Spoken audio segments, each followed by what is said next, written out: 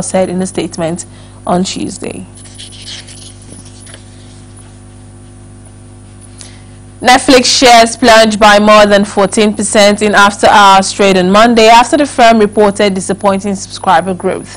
Netflix said it added 5.2 million subscribers in the 3 months to the end of June, the same number it did during the period last year. The streaming service had forecast growth of 6.2 million. The deadline in share price follows a successful run for the stock, which had roughly doubled so far this year. The firm's shares ended Monday's trading session at about $400, but stumbled by 14% as the market closed as investors digested the firm's quarterly results. You're on to PTV's World Desk. It's time for a short break. More stories when we return. Do stay.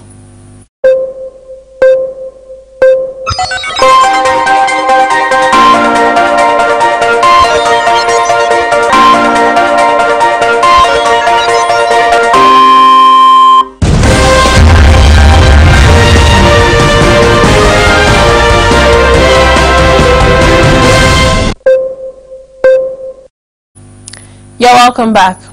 Still on the foreign news, the UK's Electoral Commission has fined the official campaign for Britain to leave the European Union and referred it to police for breaching spending rules in the 2016 referendum. In a report published on Tuesday, the Electoral Commission fined Vote Leave £61,000 for exceeding the legal spending limit of £7 million by nearly £500,000. The organisation broke the rules by working with another pro-Brexit campaign group, Believe, without declaring it, the report said. The Commission said it is satisfied beyond reasonable doubt that payments totaling £675 by Believe to data analytics firm aggregates were made under a common plan with Vote Leave. Vote Leave's David Hartley and Believe founder Darren Grimes were referred to police. And in US, 17 US lawmakers have urged the CEOs of Facebook and Google to resist changes stipulated by a new cybersecurity law in Vietnam, which critics say gives the communist ruled states more power to crack down on dissent.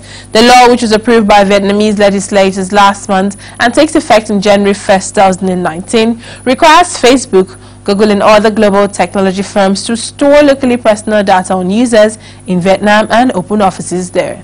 If the Vietnamese government is coercing your companies to aid and abet censorship, this is an issue of concern that needs to be raised diplomatically at the highest level of the Congressional Vietnam Caucus, said in a letter seen by Reuters.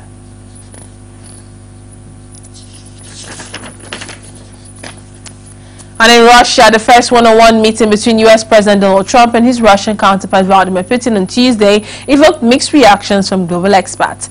The experts who highlighted the meeting's positive meaning pointed out the difficulty addressing major problems between the world's two largest nuclear powers. Retired Lieutenant Colonel Daniel Davis, an expert at the Defense Priorities, a think tank, told Xinhua that Trump's expectations going into the meeting were essentially to improve relations with Russia. Davis also said that Trump wanted to establish a rapport with Putin and based on the performance of both. This meeting should be considered as laying the foundation for further Russia-US dialogue on a number of issues. Still in Russia, a Russian woman has been arrested and charged for serving as a covert agent for the Kremlin by conspiring to influence U.S. politics through ties with political groups, including the National Rifle Association, the powerful gun rights lobby.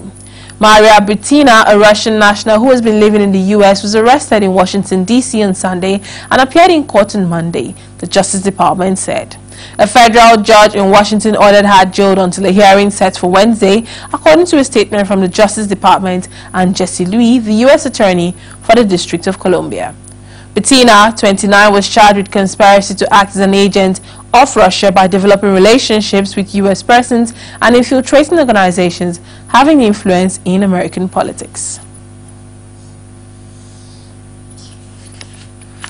Former soldiers were among 31 people sentenced to life in prison by an Ankara court on Tuesday in a case related to the July 2016 failed military coup, bringing the total number of life sentences in the related cases to more than 100 in a week.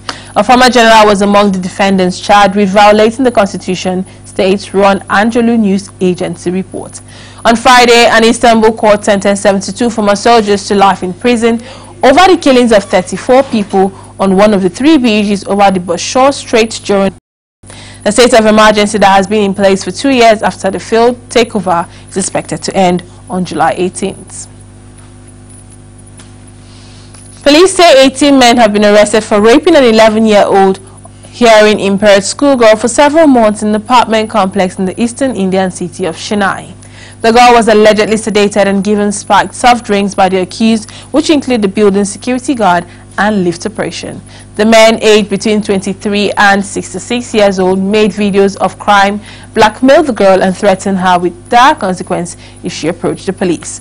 The girl's parents lodged a complaint with the city police on Sunday after the girl narrated her ordeal to her elder sister. The accused appeared before a court that sent them to jail pending trial. They have been charged under the prosecution of children from sexual offences. Rome's notorious crime family, the Casimonicas, was targeted by a major police operation on Tuesday, leading to 31 arrests for mafia-related crimes. The suspects were apprehended in Rome and Calabria, the southern region that forms the tip-off of Italy's boots, the Carabinieri police said in a statement. According to the police, those arrested are accused of several crimes including mafia membership, drug trafficking, racketeering and loan sharing. Some 250 officers, sniper dogs and a helicopter took part in the nighttime raid as police are still attempting to arrest 6 other alleged members of the clan. The Casimonicas are Italian members of the Rome ethnic minority and are based in the southeastern outskirts of Rome. They have a fearsome reputation and are known for their swagger. North Korean leader Kim Jong-un has launched an unusual barrage of criticism at officials over delays in completing economic projects. The country's leader usually praised officials during factory visits, but this time state media said he was speechless. A power plant was only 70% complete and appealed by hot spring bathtubs dirtier than fish tanks. Pyongyang has long pushed for economic progress as a secondary aim alongside developing nuclear arms. Kim's latest inspection tour took him 4 sites in North Hamgyong province bordering China. At the Orangchong power station, he complained that only 70% of the facility had been completed 17 years after construction began. At a hotel in the city of Yangbungjin, he noted that 6 years into the construction project, plastering was still not finished. And in Myanmar, one of the 2 Reuters journalists on trial in Myanmar for obtaining state secrets has told the court that he has not broken any law. While Lone, who was arrested alongside his colleague Kwaso in December, says they are being punished for reporting on the killing of 10 Rohingya men and boys. The 2 are charged with violating Myanmar's Official Secrets Act, which can land them in prison for up to 14 years. You're still on to PTV's World Desk. It's time for yet another break, and we'll return business news to come your way. Do stay.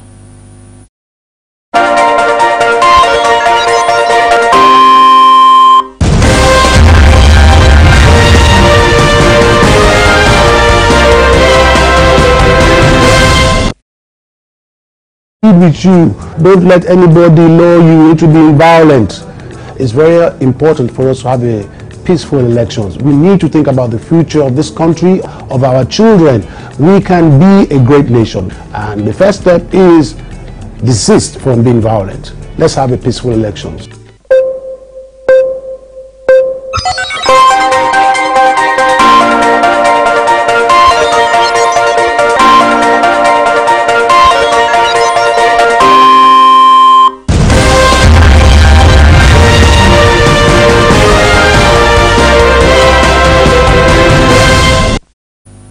You're welcome back.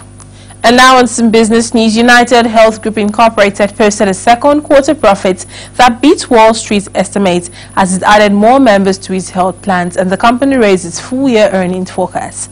The largest U.S. health insurer, which added 22.2 million customers in the quarter, said it now expects adjusted earnings of $12.50 to $12.75 per share in the year, compared with its previous forecast of $12.40 to $12.65. The company's medical care ratio, or the percentage of premiums paid out for medical services, improved to 81.9% in the quarter compared to 82.2% last year. United Health's net earnings attributable to shareholders rose to $2.92 billion or $2.98 per share in the quarter ended June 30th from $2.28 billion or $2.32 per share a year earlier. Excluding items, the company earned $3.14 per share, ahead of the average analyst estimate of $3.4. Total revenue rose 12% to $56.09 billion, in line with analyst estimates. The U.S. ban on Chinese telecom equipment market wreaked havoc at wireless carriers in Europe and South Asia and forced operators worldwide to consider broadening their supply network industry, sources told Reuters. Disruption at Russian and emerging market mobile operators VEON, one of the world's 10 largest mobile firms by number of customers, illustrate the effect of the U.S. ban, which lasted 3 months, ending when the U.S. Commerce Department lifted the order on Friday. VEON was especially hard hit, suffering launch delays at its Italian joint venture, and in Ukraine, their network outages in Bangladesh and lesser disruption at its Pakistan operations. Sources at the Amsterdam-based operator told Reuters. VEON has decided to second source everything. A person familiar with the strategy shift at VEON said of moves to reduce dependency on any one supplier of network gear. The dollar held steady below a one-year high on Tuesday as investors grew wary about the currency's outlook after a recent rally and concerns that U.S. economic momentum could peak soon. A key market focus on Tuesday's congressional testimony by Federal Reserve Chairman Jerome Powell, with traders watching for clues on the pace of U.S. interest rate rises as well as risks from trade conflicts. Powell will testify on the economy and monetary policy before the U.S. Senate Banking Committee at 2 GMT.